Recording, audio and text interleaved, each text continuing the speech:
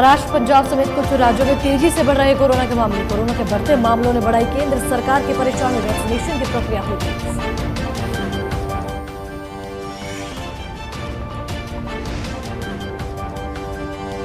अहमदाबाद के मोटेरो मैदान पर भारत और इंग्लैंड के बीच 4 मैचों की टेस्ट सीरीज का तीसरा मुकाबला। एक मैच जीतकर बराबरी पर डे टेस्ट सीरीज में भारत और इंग्लैंड की टीमें।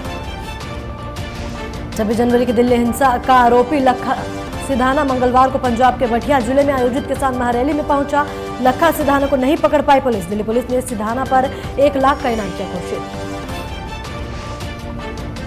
सीएम के शहर गोरखपुर को मेट्रो का मिला तोहफा। गोरखपुर में 3 बोगियों वाले लाइट मेट्रो को दौड़ने की तैयारी। गोरखपुर मेट्रो के लिए 4,589 करोड़ का मिला बजट।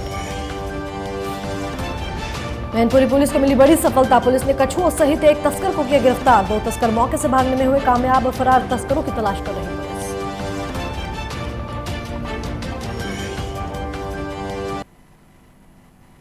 नमस्कार, आप देख रहे हैं लोकमंच और मैं हूं आपके साथ वैष्णवी शर्मा। तो बुलेटिन की शुरुआत करेंगे और सबसे पहले बात करेंगे वाराणसी की। उत्तर प्रदेश में पंचायत चुनाव की घोषणा के पहले प्रधानमंत्री नरेंद्र मोदी ने अपने संसदीय क्षेत्र वाराणसी में आदर्श गांव योजना के तहत 2 गांव को गोद लिया है, जिसमें से एक गांव सेवापुरी ब्लॉक का बरियारपुर गांव है, जो कि पटेल बाहुबल क्षेत्र है, जहां 2017 में सरदार वल्लभ भाई पटेल की प्रतिमा बनाई गई थी। वहीं गांव में प्राइमरी पाठशाला है। सड़क बिजली की समस्या भी बनी हुई है और बरियापुर गांव को प्रधानमंत्री की तरफ से गोद लिए जाने पर गांव में खुशी का माहौल देखने को मिला है। आपको बता दें कि लोग एक दूसरे को बधाई दे रहे हैं। वहीं गांव वालों की बात करें तो लोगों को उम्मीद है कि उनके गांव का विकास होगा। गांव की महिलाओं ने बताया कि हम लोग काफी खुश है कि पीएम आदर्श गांव के तहत हमारे गांव का चयन किया गया है और उम्मीद है कि हमारे गांव का विकास अब अच्छे से होगा।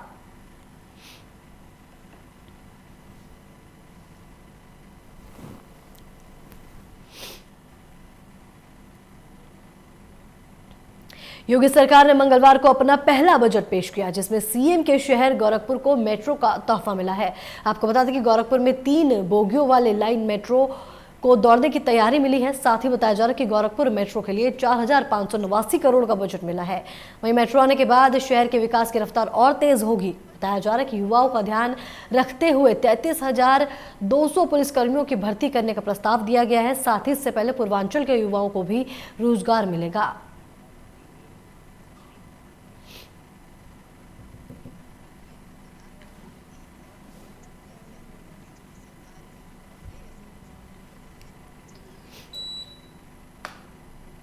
और इसी बीच बड़ी खबर हाथरस से है। आपको बता दें कि हाथरस में राज्यपाल आनंदीबेन पटेल हाथरस पहुंचेंगी। बताया जा रहा है कि हेलीकॉप्टर के माध्यम से राज्यपाल हाथरस रिजर्व पुलिस लाइन पहुंचेंगी। वहीं आपको बता दें कि राज्यपाल आनंदीबेन पटेल पुलिस प्रशासन के लोगों से समीक्षा बैठक करेंगी। साथ ही स्वयं सहायता समूह की महिलाओं और लीड बैंक के मैनेजरों से भी राज्यपाल मुलाकात करेंगी।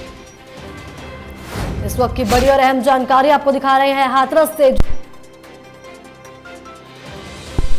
कि हेलीकॉप्टर के माध्यम से राज्यपाल हाथरस पहुंचेंगी। साथ ही बताया जा रहा है कि वे रिजर्व पुलिस लाइन भी जाएंगी।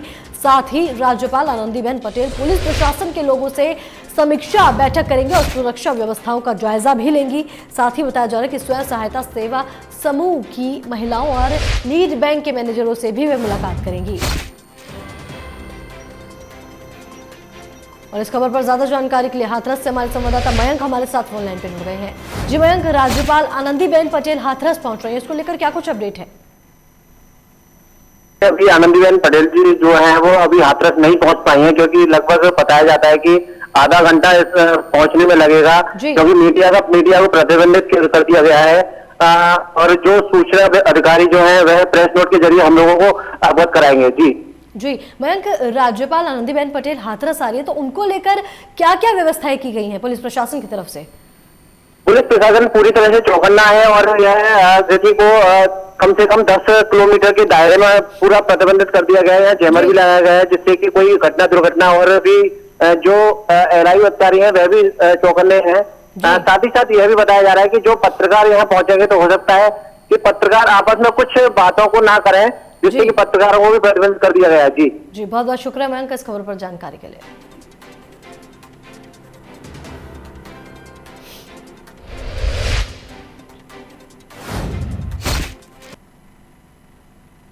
महाराष्ट्र, पंजाब समेत कई राज्यों में कोरोना के बढ़ते मामलों में तेजी आ रही है। इसको लेकर केंद्र सरकार की परेशानी बढ़ती जा रही है। इसी बीच कोरोना वैक्सीनेशन को तेज किए जाने का काम भी शुरू हो गया है। आपको बता दें कि देश में रजिस्टर्ड 42% फ्रंटलाइन वर्कर्स को कोरोना टीका की पहली डोज लगाई जा चुकी है। वहीं 2 फरवरी के बाद से 9 राज्यों में 60% से ज्यादा फ्रंटलाइन वर्कर्स को वैक्सीन की पहली डोज मिल चुकी है। बताया जा रहा है कि दूसरी ओर जिन्हें कोरोना टीका लगवाए 1 हफ्ते से ज्यादा हो गया है, उसमें से 63% को मंगलवार को दूसरी डोज दे दी गई है। साथ ही स्वास्थ्य मंत्रालय से आधिकारिक आंकड़े इस बात की पुष्टि करते हैं। आपको बता दें कि देश में कोरोना टीकाकरण अभियान 16 जनवरी को शुरू हुआ था।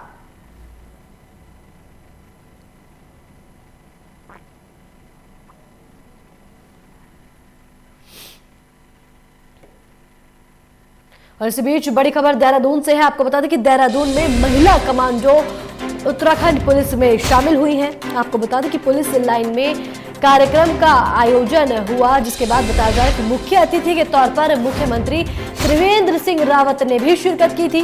साथ ही आपको बता दें कि 22 महिला कमांडो का दस्ता ATS का हिस्सा बन गया है। साथ ही बताया जा रहा है कि हरिद्वार महाकुंभ में उनकी पहली तैनाती की गई है। साथ ही सुरक्षा व्यवस्थाओं पर सख्ती से नजर रखे जाने की भी बात की जा रही है। इस वक्त की बड़ी और अहम जानकारी आपको दे रहे हैं देहरादून से है, जहां देहरादून में महिला कमांडो उत्तराखंड पुलिस में शामिल हो गई हैं। आपको बता दें कि इनकी पहली तैनाती जो है वो हरिद्वार महाकुंभ में करी गई है, जिसके बाद सुरक्षा व्यवस्थाओं पर सख्ती से नजर रखे जाने की भी बात सामने आ रही है। वहीं बताया जा रहा है कि पुलिस लाइन में कार्यक्रम के आयोजन में जो महिला कमांडो है वो उत्तराखंड पुलिस में शामिल हुई हैं। और इस खबर पर ज्यादा जानकारी के लिए देहरादून से हमारे संवाददाता राम गोपाल हमारे साथ फोन लाइन पर जुड़ गए हैं।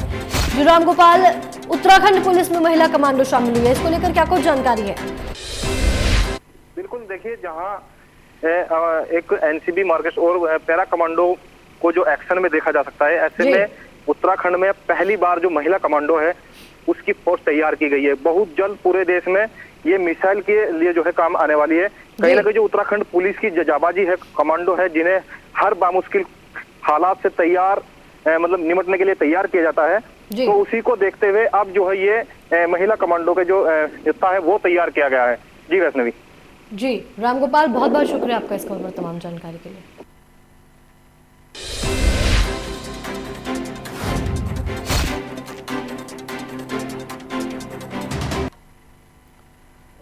छब्बीस जनवरी को दिल्ली हिंसा का आरोपी लखा सिधाना मंगलवार को पंजाब के बठिंडा जिले में आयोजित किसान महारैली में पहुंचा और फरार भी हो गया। 1.5 घंटे तक वह मंच पर मौजूद रहा, लेकिन बड़ी संख्या में पुलिस बल तैनात होने के बावजूद भी उसे पकड़ा नहीं जा सका।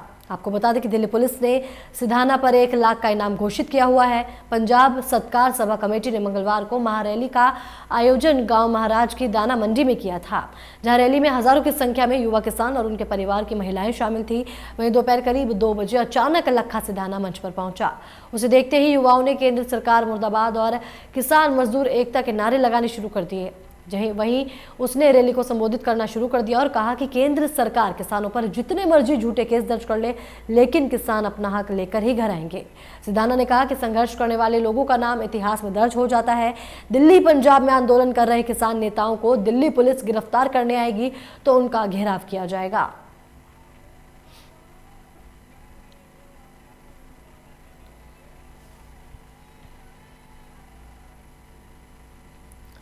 भारत और इंग्लैंड के बीच 4 मैचों की टेस्ट सीरीज का तीसरा मुकाबला दुनिया के सबसे बड़े क्रिकेट स्टेडियम अहमदाबाद के मोटेरो मैदान में होगा। आपको बता दें कि डे नाइट टेस्ट मैच में शानदार रोमांच है। टेस्ट सीरीज में भारत और इंग्लैंड की टीमें एक मैच जीतकर बराबर पर हैं। वहीं भारतीय टीम किसी भी तरीके का जोखिम नहीं लेना चाहेगी। आपको बता दें कि बचे 2 टेस्ट में से एक में भी हार टीम इंडिया की विश्व क्रिकेट चैंपियनशिप के फाइनल की राहें कठिन कर सकती हैं। वहीं मोटेरा का स्टेडियम नए तरीके से तैयार किया गया है और वहां की पिच भारतीय टीम के लिए पूरी तरीके से नहीं है। अभी तक भारतीय टीम ने गुलाबी गेंद से सिर्फ 2 टेस्ट मैच खेले हैं, जिसमें एक में हार और एक में जीत हासिल की है।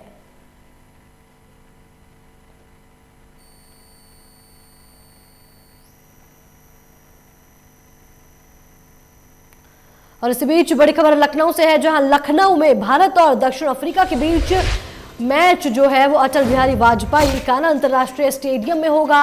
आपको बता दें कि भारत और दक्षिण अफ्रीका की महिला क्रिकेट टीमें खेलेंगी। साथ ही बताया जा रहा है कि दोनों टीमों के बीच 5 एक दिवसीय और 3 T20 मुकाबले होंगे। साथ ही बताया जा रहा है कि 25 फरवरी को दोनों क्रिकेट टीमें जो है वो लखनऊ पहुंचेंगी। साथ ही 7 मार्च से वनडे सीरीज शुरू होगी। वह बताया जा रहा है कि बीसीसीआई ने मैच की तारीखें जारी की है, जिसके बाद बताया जा रहा है कि लखनऊ में भारत और दक्षिण अफ्रीका के बीच जो मैच होने जा रहा है वो लखनऊ में होगा। मैं आपको बता दें कि अटल बिहारी वाजपेयी इकाना अंतर्राष्ट्रीय स्टेडियम में ये दोनों टीमों के मैच होंगे, जिसके बाद आपको बता दें कि भारत और दक्षिण अफ्रीका की महिला क्रिकेट टीमें मैच खेलेंगी। साथ ही बताया जा रहा है कि दोनों टीमों के बीच 5 एक दिवसीय और 3 T20 मुकाबले होंगे। साथ ही 25 फरवरी को लखनऊ पहुंचेंगी ये सभी दोनों टीमें। साथ ही 7 मार्च से वनडे सीरीज को शुरू कर दिया जाएगा।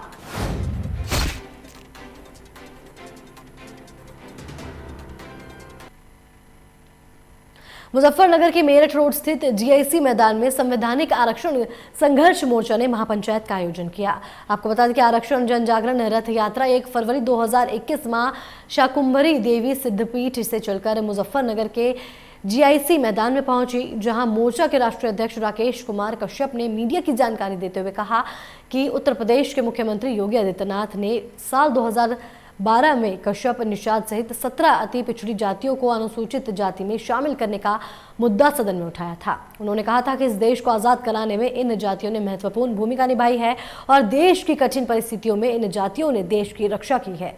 इन जातियों की आर्थिक और सामाजिक स्थिति बहुत खराब और कमज़ोर है, इसलिए इन जातियों को अनुसूचित जाति का लाभ मिलना चाहिए। वहीं 2 जुलाई 2015 को गोरखपुर में धरना देते हुए योगी आदित्यनाथ ने इन जातियों की लड़ाई को सड़क से संसद तक लड़ने का वादा किया था। साथ ही मोर्चा के राष्ट्रीय अध्यक्ष राकेश कुमार कश्यप ने कहा है कि प्रधानमंत्री नरेंद्र मोदी ने भी इलाहाबाद की रैली में गंगा पुत्र को आरक्षण देने का वादा किया था, लेकिन इसके बावजूद भी इन जातियों को संवैधानिक में लिखा अनुसूचित जाति का आरक्षण नहीं दिया जाता है। 6 साल से बीजेपी के झूठे वादों से परेशान होकर समुदाय के लोगों ने 1 फरवरी 2021 को माता शाकुंभरी देवी सिद्धपीठ से 23 मार्च दिल्ली तक 51 दिवसीय ज्योत रथ यात्रा निकालने का निर्णय लिया है। उन्होंने कहा कि अगर बीजेपी हमारा संविधान में नहीं लिखा आरक्षण नहीं देती तो ये समुदाय बीजेपी को 2022 और 2024 में सत्ता से बाहर करने का काम करेगा। वहीं इस मौके पर कश्यप समाज के सैकड़ों लोग मौजूद रहे। और अब हम लोगों ने जो आज केंद्र और प्रदेश में दोनों जगह बीजेपी की सरकार है, उसको जगाने के लिए हम लोगों ने 1 फरवरी से मां शाकुंभरी से आरक्षण जन जागरण रथ यात्रा का आयोजन किया है। और हम उसके माध्यम से मांग करते हैं कि ये 14% कश्यप प्रजापति समाज आपको बिना मांगे वोट देता है और संविधान में जो इनका आरक्षण लिखा हुआ है वो इनको तुरंत मिलना चाहिए। अगर बीजेपी योगी जी और मोदी जी इनको आरक्षण का अधिकार नहीं देते हैं तो 2022 में हम नोटा का और इनके खिलाफ बटन वोट दे करके इनका सत्ता से बाहर करने का काम। और इसी बीच बड़ी खबर छिंदवाड़ा से है, जो आपको बता दें कि छिंदवाड़ा में बढ़ती महंगाई के विरोध में कांग्रेस ने धरना प्रदर्शन किया है। बताया जा रहा है कि पूर्व मंत्री दीपक सक्सेना के नेतृत्व में ये प्रदर्शन किया गया है, जहां भारी संख्या में कांग्रेस के कार्यकर्ता मौजूद रहे हैं। आपको बता दें कि इस वक्त की बड़ी और अहम जानकारी आपको छिंदवाड़ा से दे रहे हैं, जहां बस स्टैंड पर प्रदर्शन कर कांग्रेस कार्यकर्ताओं ने जमकर नारेबाजी की है। साथ ही बताया जा रहा है कि बढ़ती महंगाई और कृषि कानून के विरोध में कांग्रेस ने प्रदर्शन किया है। साथ ही आपको बता दें कि पूर्व मंत्री दीपक सक्सेना के नेतृत्व में कांग्रेस कार्यकर्ताओं ने प्रदर्शन किया। साथ ही मौके पर भारी संख्या में कांग्रेस कार्यकर्ता मौजूद रहे।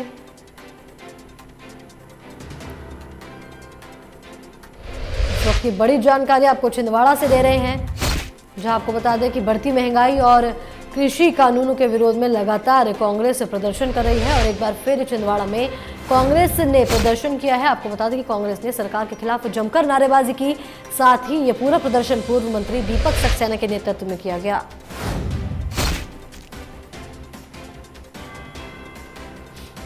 आपको बता दें कि मौके पर भारी संख्या में कांग्रेस कार्यकर्ता जो हैं वो मौजूद रहे। वहीं बस स्टैंड पर प्रदर्शन कर कांग्रेस कार्यकर्ताओं ने जमकर नारेबाजी की।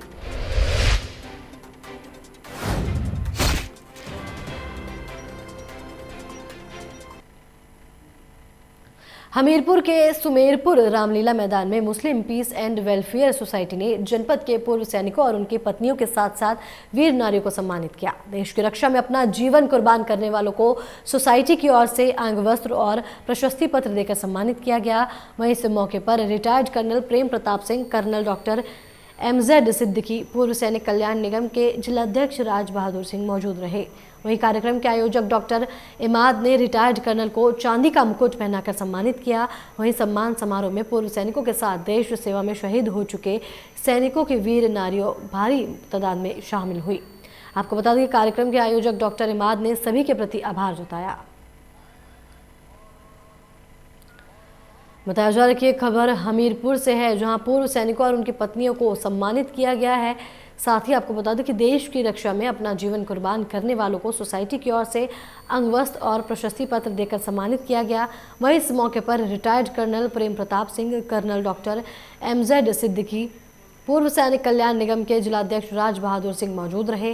वहीं कार्यक्रम के आयोजक डॉक्टर इमाद ने रिटायर्ड कर्नल को चांदी का मुकुट पहनाकर सम्मानित किया। साथ ही सम्मान समारोह में पूर्व सैनिकों के साथ देश सेवा में शहीद हो चुके सैनिकों की वीर नारियों को भी भारी तादाद में सम्मानित किया गया। हमने हर पूर्व सैनिक को सीमाओं पर कांटों भरा मुकुट पहना है, जिसको हम सहज उसके भार को संभाल लेते हैं।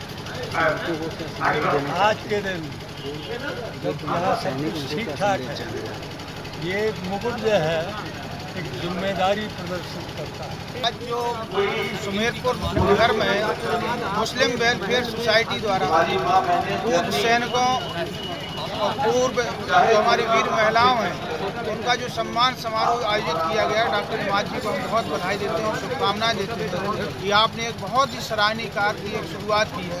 और निश्चित तौर पर इस तरीके के कार्यक्रम के द्वारा एक समाज में एक ऐसा संदेश जाएगा कि सैनिकों के सम्मान के लिए एक अच्छा वातावरण बनेगा और हर आदमी कहीं ना कहीं सैनिकों के सम्मान के लिए। ये तो बहुत ही बढ़िया है और ये बहुत ही सराहनीय कार्य डॉक्टर साहब ने शुरू किया और हमें लगता है हमारे बुंदेलखंड में पहला कार्य ऐसा शुरू हुआ है और ये होना चाहिए।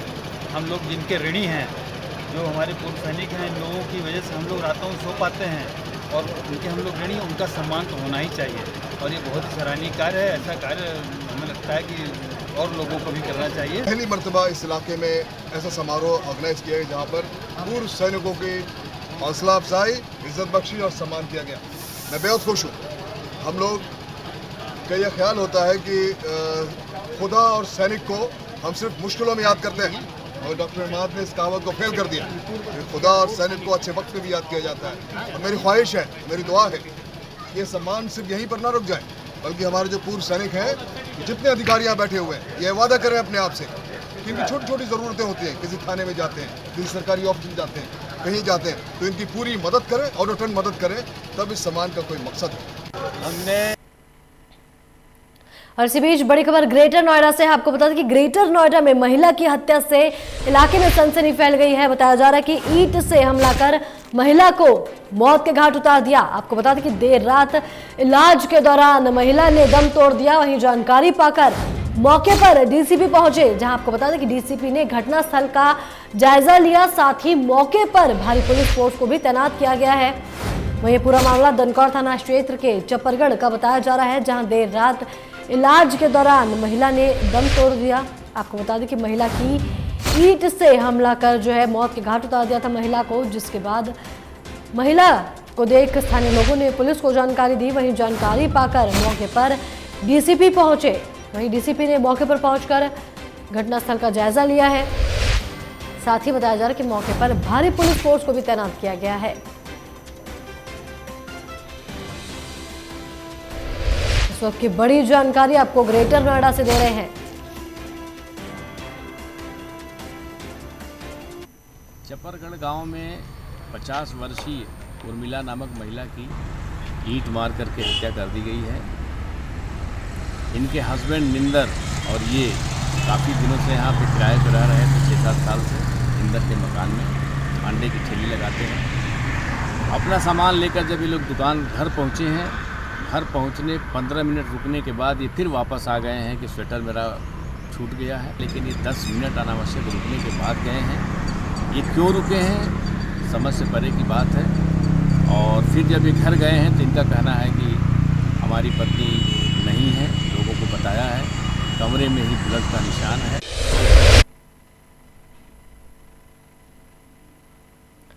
और इस खबर पर ज्यादा जानकारी के लिए ग्रेटर नोएडा से हमारे संवाददाता सतीश हमारे साथ फोन लाइन पर जुड़ गए हैं।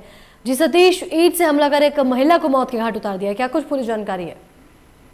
जी बिल्कुल, वैसे बता दें कि ये धनकौर के चपड़ गांव का मामला है, जहां पर बीती रात एक महिला को घर से बाहर आते समय कुछ बदमाश जो होते हैं उसके सर पर ईंट से वार करके उसकी हत्या कर देते हैं। वहीं हत्या करने के बाद उस शव को पास के खेत में फेंक दिया जाता है। लेकिन जो उससे पूरे गांव में तो सुबह शौच के लिए जाते हुए कुछ लोगों ने पुलिस को सूचना दी कि यहाँ पे लाश पड़ी हुई, तो पूरी फोर्स मौके पर पहुंचती है। तो उसके बाद युवती का जो हत्या किया हुआ जो सिर होता है तो इतनी बुरी तरीके से कुचल दिया जाता है कि उस युवती की पहचानने की भी कोई हिम्मत नहीं बची। उसमें मौके पर डीसीपी राजेश सिंह पहुंचते हैं, उसका जायजा लिया जा रहा है। अभी किसने हत्या की है, क्या है, पुलिस कई सवालों में उलझी हुई है, लेकिन अभी पुलिस को ये नहीं पता चल पाया कि हत्या करी गई है या आत्महत्या है, क्या है। जी सतीश, मामले को लेकर पुलिस ने अभी तक क्या कुछ कार्रवाई की है? जी बिल्कुल, वैसे बताएंगे कि पुलिस मौके पर पहुंची है, डीसीपी राजा सिंह ने भी इसका जायजा लिया है, तो अब इसकी आगे की कार्रवाई जारी है। फिलहाल अभी युवती का शव को पोस्टमार्टम के लिए भेज दिया गया है और पूरे गांव में एक हलचल का माहौल बन गया है कि जिस तरीके से युवती की ईंट से कुचल कर हत्या करी गई है, ये बेहद दर्दनाक हादसा है। जी सतीश, अगर आपकी महिला के परिजनों से या आसपास स्थानीय लोगों से बात हुई है तो क्या उन्होंने किसी पर आरोप लगाया है? जी बिल्कुल, मैं इसमें बताएंगे कि परिवार वालों का अभी साफ तौर पर कुछ भी कहना नहीं है, क्योंकि परिवार में एक गमी छाई हुई है, क्योंकि ये गांव के अंदर एक पहली हत्या ऐसी हुई है जो इतनी बुरी तरीके से किसी महिला को ईंट से कुचलकर मार दिया जाता है। तो उससे पूरा परिवार जो है डरा और सहमा हुआ है। अभी फिलहाल इसमें कुछ अभी नहीं कहा सकता, लेकिन हाँ फिलहाल मामले को लेकर पुलिस जो है पूरी तरीके से छानबीन में जुटी हुई है। पुलिस का कहना है कि जल्द ही आरोपी को गिरफ्तार किया जाएगा। जी बहुत बहुत शुक्रिया सतीश इस खबर पर जानकारी देने के लिए।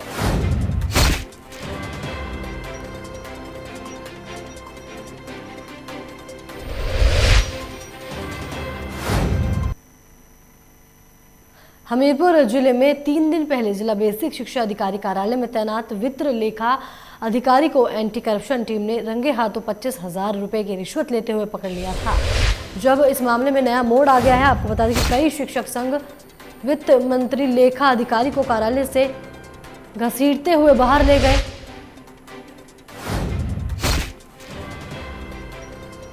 वहीं गलत तरीके से पकड़ने पर एंटी करप्शन टीम की तरफ से लेखा अधिकारी के साथ गलत व्यवहार करने को लेकर बेसिक शिक्षा अधिकारी कार्यालय के सामने धरने पर बैठे रहे।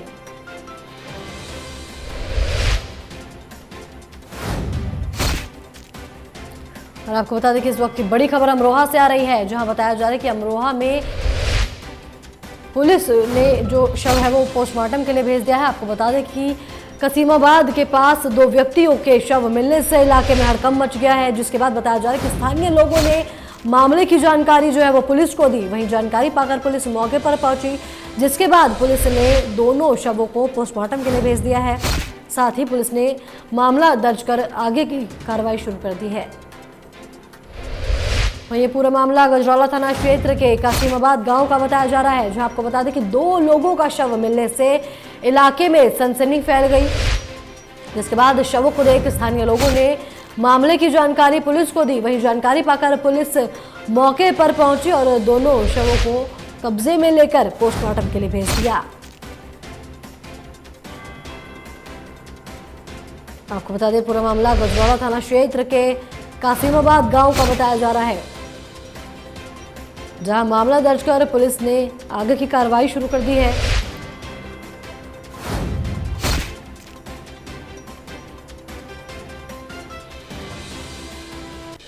इस खबर पर ज्यादा जानकारी के लिए अमरोहा से हमारे संवाददाता इकबाल हमारे साथ फोन लाइन पे जुड़ गए हैं।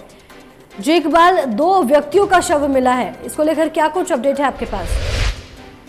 जी मैम, मैं आपको बता दूं कि जनपद अमरोहा के थाना गजरौला क्षेत्र का पूरा मामला है जी, जहां पर शराब के ठेके वाले से 2 युवकों की अभी 3-4 दिन पहले जी कहासुनी हुई थी, लड़ाई हुई थी। और शराब के ठेके वाले ने उन दोनों लड़कों को मारने की धमकी दी थी। जी जिनकी रात दोनों की डेड बॉडी मिलती है, जिनमें एक लड़का मोहम्मदाबाद का है और एक कासिमाबाद का लड़का है। जी पुलिस मौके पर पहुंच गई है, पुलिस जांच कर रही है। दोनों की बॉडी को पीएम के लिए भेज दिया गया है। एडिशनल एसपी और एसपी मौके पहुंच गई है, वो पूरा जांच कर रही है, मुआयना कर रही है। और परिजनों ने जो हत्या का आरोप लगाया है वो शराब के ठेके मालिक के ऊपर हत्या का आरोप लगाया है। जी इकबाल, मामले में जो ठेके का संचालक है उसको लेकर पुलिस ने अभी तक क्या कुछ कार्रवाई की है? पुलिस ने अभी उसके ऊपर कोई कार्रवाई नहीं की है। पुलिस का कहना है कि हम जांच कर रहे हैं, अगर जांच में ठेके के मालिक पर ऐसा लगता है कि ये इन्वॉल्व है तो उसको गिरफ्तार किया जाएगा और उसके ऊपर कार्रवाई की जाएगी। लेकिन अभी पुलिस जांच चल रही है। जी इकबाल, बहुत बहुत शुक्रिया आपका इस खबर पर तमाम जानकारी के लिए।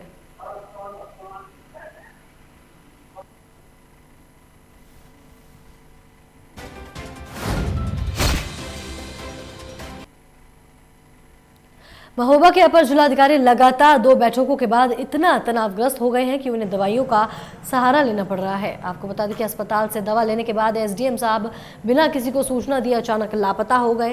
वहीं एसडीएम के लापता होने की सूचना के बाद जिला प्रशासन में हड़कंप मच गया, जिसके बाद आनन फानन में जिले का पूरा पुलिस और प्रशासनिक अमला एडीएम की तलाश में जुट गया। जहाँ एक तरफ पुलिस जिले भर के सीसीटीवी फुटेज खंगाल रही है तो वहीं सर्विस लांस और स्वाट टीम भी उनके मोबाइल के लोकेशन के सहारे तलाश करने में जुटी रही। वहीं देर शाम एक बैठक के बाद अचानक एडीएम का गायब होना अपने आप में बड़े और गंभीर सवाल खड़े कर रहा था।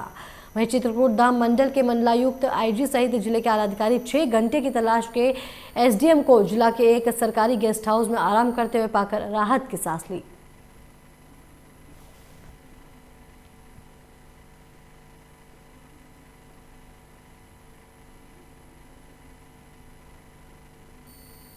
इसके साथ इस बुलेटिन में फिलहाल इतना ही। बाकी की तमाम खबरों के लिए देखते रहिए लोकमंच।